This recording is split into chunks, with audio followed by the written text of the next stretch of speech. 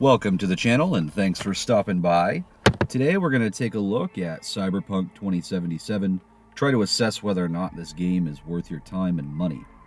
The answer to that question, should you play Cyberpunk, is an easy one.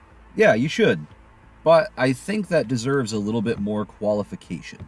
Developed by CD Projekt Red, particularly noted for the mega successful Witcher 3 Wild Hunt, Cyberpunk 2077 is a first-person RPG which, at times, toes the line on being an immersive sim. Based on the tabletop brainchild of one Mike Pondsmith, Cyberpunk 2077 attempts to take that setting and bring it alive. And it certainly does, but whether or not it does this well is another matter entirely. There's a lot in a name. As I sit down to write this script, I'm finding it a little more difficult than usual to talk about a game. When I think about Cyberpunk 2077, I can't help but dredge up its terrible launch and the enduring stain that it left on this title. Just the name alone is enough to conjure up thoughts and feelings regarding one of the worst launch products I have ever seen in my multiple decades of gaming. Try as I might, and even as good as the game is now today, I can't help but feel a tinge of disappointment and disdain from its initial failure. That feeling prompts me to ask another question, one more interesting than should you play this? It makes me wonder, can you truly recover from a failure like this? Is it really possible to bury the past by paving over it with an improved future? Not to wax too philosophical here, but I think this is a fair question, and I'm going to attempt to answer that over the course of the video. But as always, if you came here just to get a recommendation, my answer for you is yes, this game is definitely worth playing. It's an incredibly immersive and fun experience in a world that you simply won't find anywhere else. It still has some problems, even at this point, but overall, CDPR have managed to shape this game into a worthy product.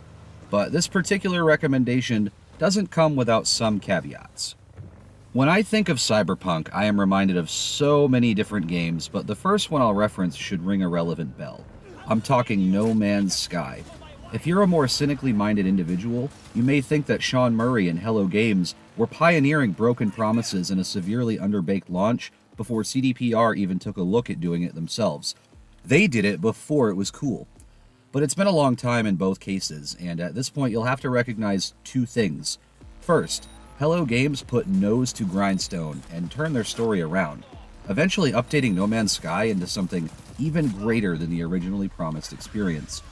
CDPR have done something similar over the 3 years since Cyberpunk's launch, and I would say it's been largely successful. But that brings me to my second point.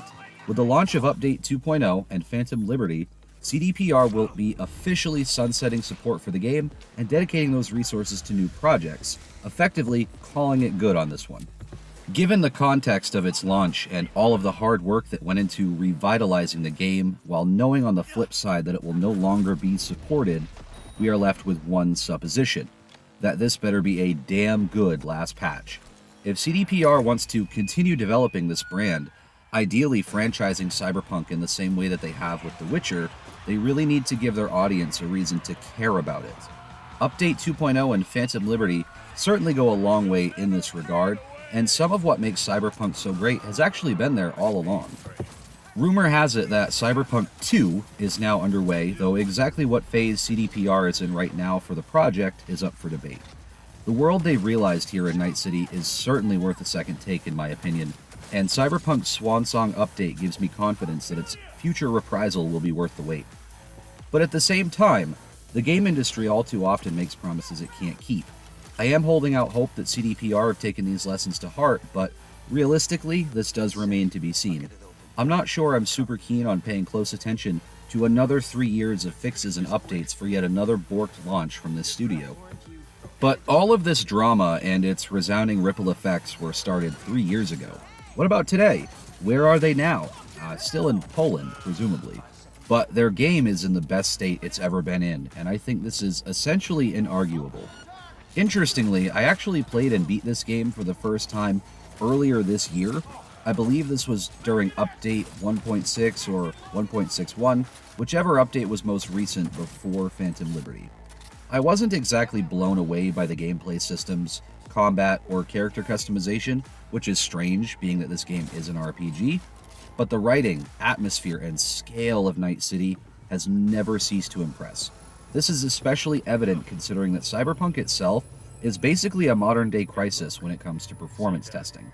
At the time I first played it, Cyberpunk was fairly underwhelming. The setting is fantastic, and visually it's one of the best-looking games I've ever seen. Not only is it fairly stylized around a unique but understandable future dystopian veneer, the fidelity at which the setting has been realized is just absolutely stunning.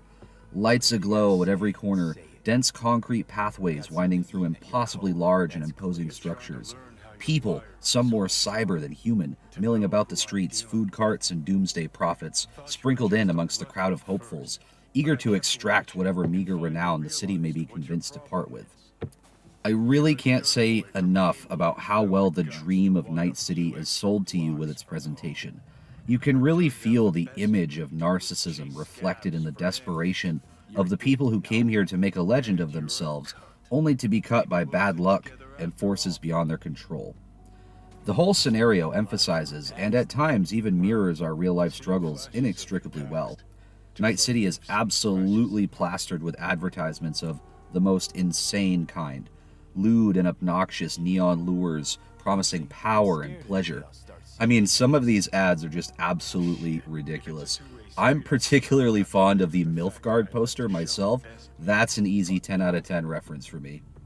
And this place really is big enough for you to get lost in, so it's really no surprise that you find Night City the way that it is. Big corporations flexing a tight grip on a population of people unwitting, but not unwilling to play a game that provides them no benefit aside from ephemeral physical pleasure. Those who realize that you can't get along with the corpos splinter off and form gangs to squabble over territory and gigs amongst themselves. Militech, MaxTac, and the NCPD provide some semblance of order, but not before exercising discretion depending on the bribe. It all comes together so well, and if I had to emphasize any aspect of Cyberpunk as being particularly worth the experience, I would lay that burden solely at the feet of the world building, and I would not be disappointed. But a strong setting is nothing without a strong imperative to be there. To that end, Night City is filled to the brim with content. There's hardly a moment in this game where you are not handed something to do. You have a giant open world to explore, a wide cast of characters to interact with, and you'll constantly be receiving missions to do by way of phone calls, text messages, and simply wandering into the right place at the right time, or even the wrong time. These missions come in a few different variations, denoting their depth or importance. You have main story missions, which progress the primary plot, side missions, which provide their own insulated stories, although with some occasional references to the main plot, and then you have side jobs and gigs, which are essentially offshoot activities which guide you to some other forms of gameplay you may have missed or haven't done yet. This includes things like street racing, shooting competition, hitman jobs, becoming a boxing legend, and even working with NCPD as a faux pas therapist/psycho killer. When I say there's a lot of content, I mean it is simply overwhelming. At one point, I had done somewhere between 20 and 30 missions, gigs, and side stories, with something like 15 to 20 still in my journal, and more coming in besides. Adding Phantom Liberty on top of that makes this game truly packed with things to keep you engaged. On top of all that, you'll often find random shootouts between gangs and police which you can throw your hat into if you're feeling particularly violent at that moment. So there's a ton here, and all of it is worth experiencing at least once, although your mileage may vary depending on your patience for repetition. Night City is a dangerous place, so you'll want to be well armed if you plan on walking the city's mean streets for any period of time. When I first played this game, character building was honestly terrible. I didn't care at all about any of the talents because they didn't really provide any tangible effect on my gameplay. Part of this may be my fault, as I went all in on a Mantis Blade's melee build, so I ended up just spamming the melee attack to win. But when you level up, get a perk point and a sweet drip of dopamine, it quickly fades when you see that your options to invest are limited to 0.5% in this stat or 0.5% in that stat. Thankfully, this has been completely overhauled in Update 2.0, and now character building is actually really fun, albeit somewhat stressful at the same time. You see, they've ripped out all of that incremental stat increase garbage and replaced it with perks that actually affect your playstyle. On my second run through, I played a high intelligence build, using smart weapons and quick hacks to fuck with my enemies and melt their cyberware. This had the added benefit of removing the requirement to actually aim my gun, something I have yet to see in any other first-person shooter. But when I invested my points into the build, it actually felt meaningful. I could increase the amount of RAM, which is essentially mana, I had to work with so that I could upload stronger hacks, essentially casting stronger spells. I could unlock an overclock mode, which let me upload hacks at the cost of health if I ran out of RAM. There's a talent that lets your smart gun lock onto multiple enemies at a time, or refresh the lock-on duration by shooting them. There's just so much more here than there was before, and I found myself really taking the time to try and build my perfect idea of a Netrunner gameplay style, eventually ending up with a build that felt like my own. One strange caveat to the buildcraft aspect is that you get 2 different points when you level up. One attribute, one perk. Those essential minor stat increases have been moved to your attribute stat, but on top of that, in order to unlock certain perks, you must also meet the attribute requirement for those perks. Once you clear this threshold, you can spend your perks on whatever you happen to be building for. Points invested into perks are refundable at any time, but for some reason, you can only fully reset your attributes once per game. I find this rather strange, and the only justification I can come up with for it is that they didn't want players simply redoing their stats all the time in order to hit things like dialogue checks. I don't see that as a problem myself, but what do I know?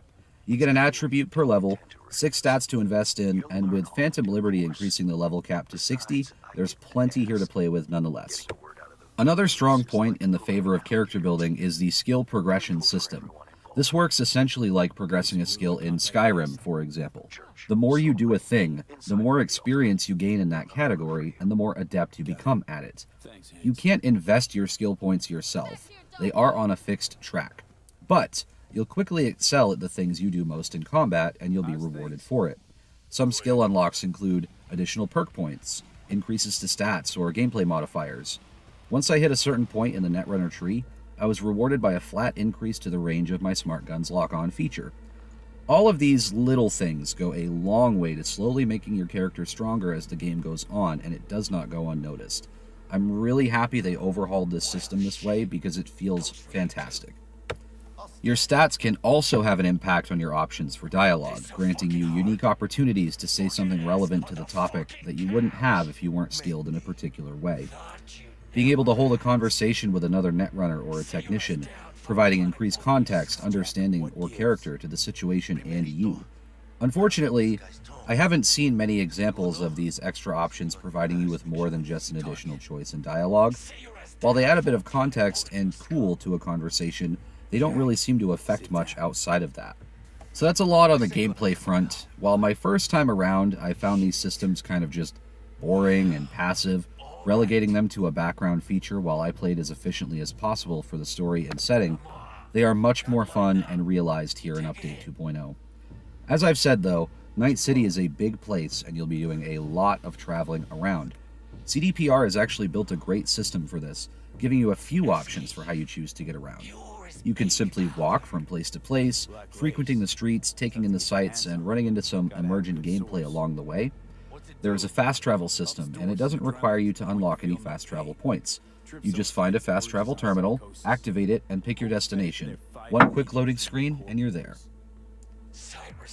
You can also drive in this game, and this is probably my preferred method of travel when I'm not looking to soak up the neon rays and dirty alleyways.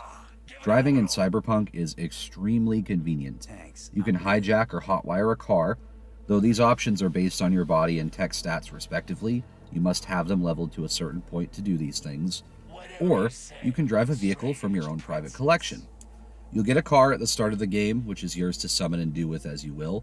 Think summoning Roach in The Witcher 3 or your horse in Red Dead 2. You'll also be given different vehicles as parts of mission rewards, and eventually you'll meet an NPC who sells a pretty substantial catalog of different rides for your perusal. Similarly to real life, however, the coolest cars are locked behind a cred system. Even in Night City, no choom rides for free. Being that this game is centered around a dystopian future world where people regularly augment themselves with machine parts and engage in virtual reality, it stands to reason that you can do the same, and this system does not disappoint. Originally, cyberware was akin to what the perk system is now, and your clothes functioned as your armor. After Update 2.0, this is not the case. Clothing is now primarily cosmetic, providing some very minor benefits if you're okay with looking like a clown. Cyberware has taken the place of armor, and this actually could not have turned out any better. Basically, you have a cyberware capacity, which determines how much chrome you can outfit with. This can be increased by building into the correct pathways in your perk tree. You can modify almost any part of the body, no, not those parts, with cyberware, and the pieces you choose will give you effects that vary greatly from piece to piece or build to build. Eventually, you'll be able to equip cyberware that aligns with a particular stat, giving you even greater bonuses if you manage to line these up correctly. The coolest aspect, however, is in how much flexibility and sense went into this system. Don't like your human legs because they suck at jumping? Cool, buy these cyber legs and you can jump 3 times higher now.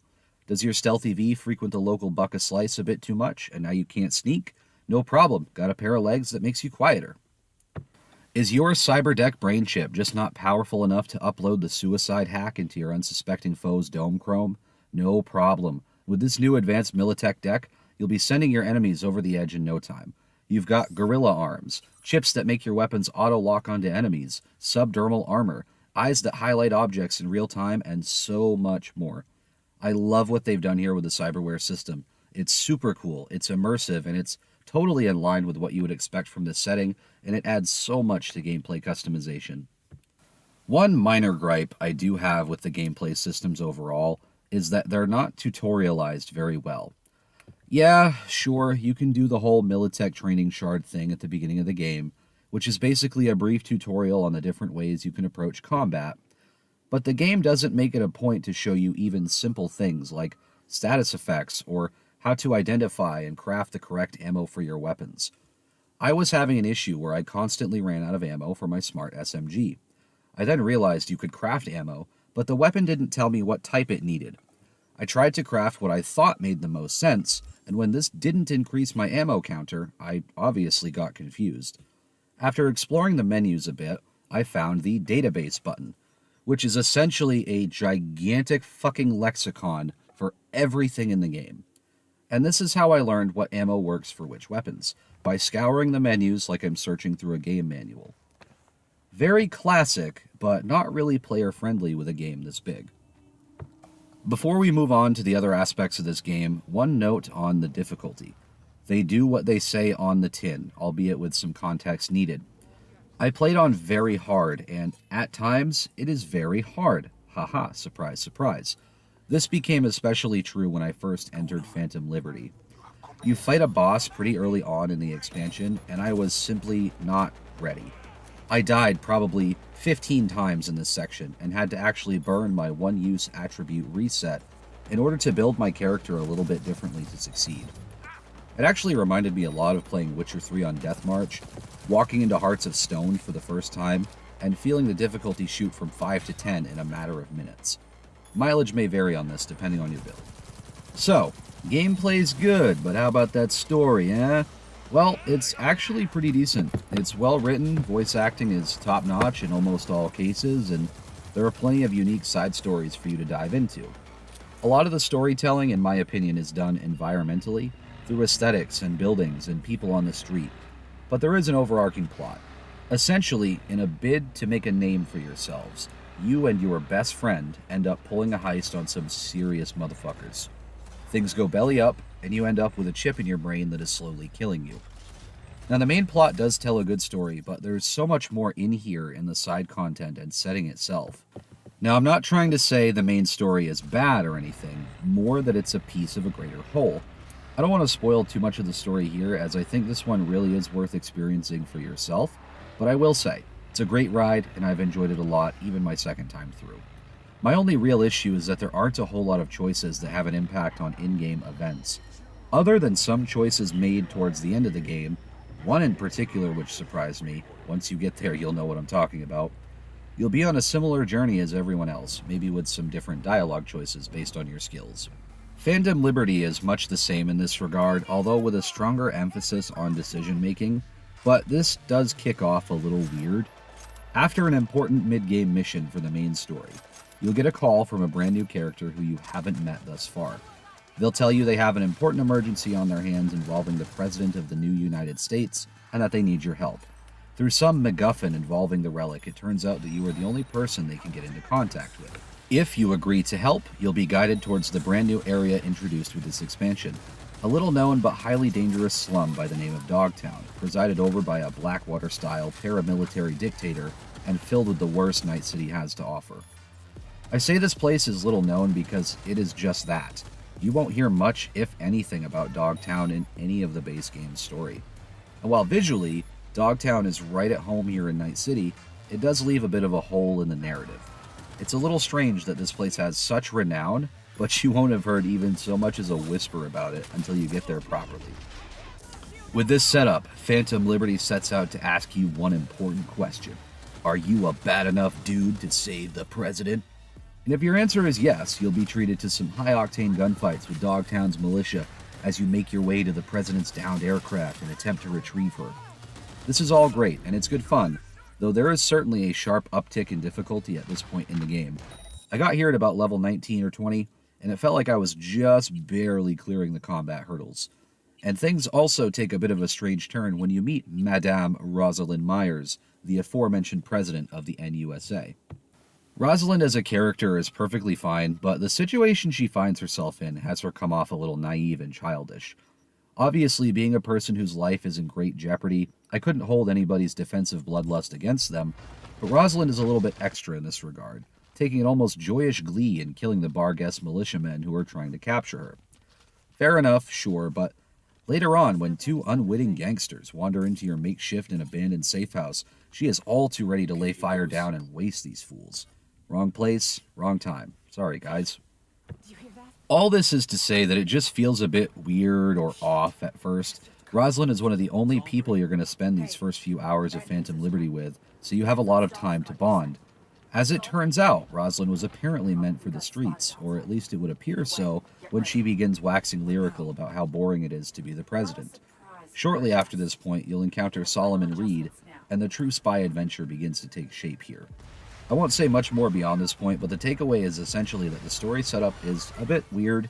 However, it quickly corrects course and becomes something much more engaging and interesting. There is a lot in this game narratively, and it all essentially plays out like an action movie.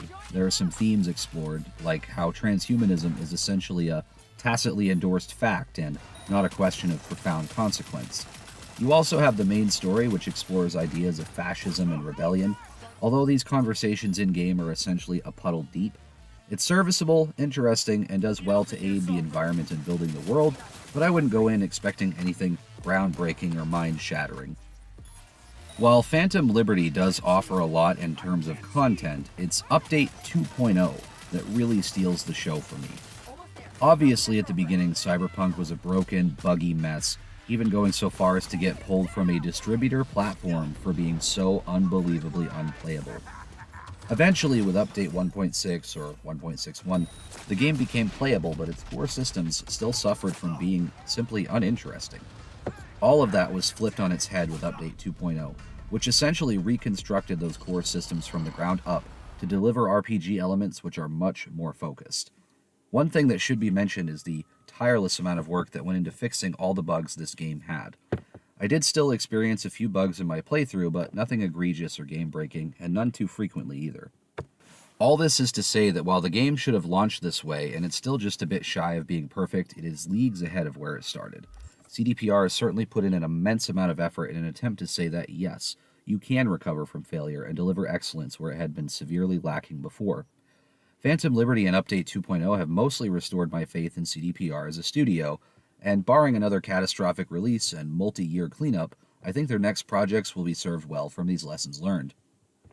Some notes on performance. I ended up playing Cyberpunk 2077 on PS5, and this is simply due to the fact that I don't have a PC powerful enough to run it well.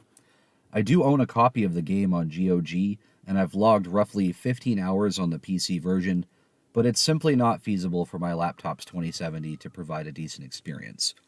This became even more relevant when the system requirements for the game increased with Update 2.0. This all circles back to the game being a modern-day Crysis-style tech demo. Cyberpunk simply looks incredible visually, easily one of the most stunning displays available in gaming today, and it only keeps getting more ridiculous as time goes on. However, you're going to want a strong PC to run this if that's your platform of choice. But not all is perfect in the City of Dreams. Even on PS5, I experienced frame drops more often than I would have liked. Did this ruin the experience? No. But it's definitely something you're going to notice if that is your platform of choice. Another slight issue I noticed is one that I cared about a bit more. There is an absolute ton of pop-in if you play on console. You'll really see this in action while driving, but it can be discerned simply from walking around as well. Textures and lighting loading in on the fly, NPCs popping up and disappearing from time to time. Again, not something that will ruin the game overall, but it's something you're definitely going to notice here. Obviously, this game will look incredible on a high-end PC. Sadly, I don't have any footage like that available, but if you have the hardware to crank this game's settings, you will not be disappointed. Even on PS5, I am still awestruck by how gorgeous the game looks, dipped in neon and futurism on a level you really don't see very often in gaming. I did experience a few bugs. As I said, none of them game-breaking, but definitely strange or at times amusing. When I first played this game, the thing that struck me most was the fact that I could not point to a single moment in time where I had seen multiple NPCs that looked exactly the same. In my second playthrough, this illusion was unfortunately shattered by one single street vendor who appeared twice on the same block. Not a huge deal, but I thought I'd throw that in, because I was impressed initially by the fact that none of the NPCs look the same at all, and that really does kind of breathe new and interesting life into the game world. I'll go ahead and play some footage of the bug I found most amusing, the police attempting to kill me for jaywalking, and this is probably the worst offender in terms of bugs that I ran into. When it comes to sound, Cyberpunk doesn't slouch here either. The voice acting is incredible, comprised of cast members like Keanu Reeves, Idris Elba, Hideo Kojima, Alana Pierce, and even Grimes? Yeah, Grimes is in this game too, for some reason. Gameplay sounds are great too. Gunfire is loud and punchy, engines are rumbly, and using your scan generates some nice beeps and boops. But my biggest credit for the sound has to be the soundtrack.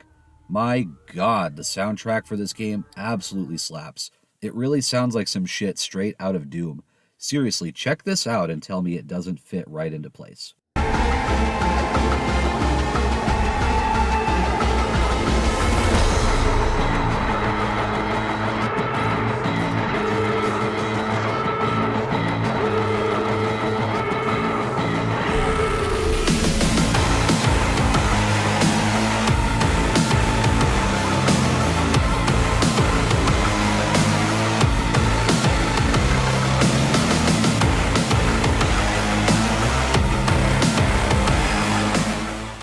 So, overall, I really do think Cyberpunk 2077 is in the place it was always meant to be in.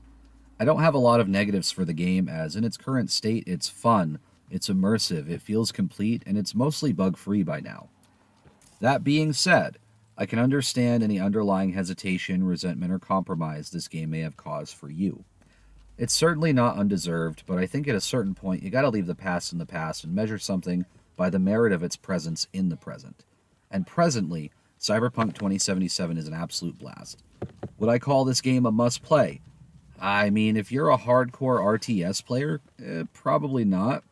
But if you generally like FPS games and RPGs, this is a solid recommendation for me. So, I try to always leave a recommendation for a game that's similar to the one I'm reviewing at the end of my videos. I do this to kind of spotlight other games and try to share the love with games you may not have seen or played before. With that in mind, this time around, I'm going to recommend an old but incredible first-person RPG by the name of Fallout New Vegas.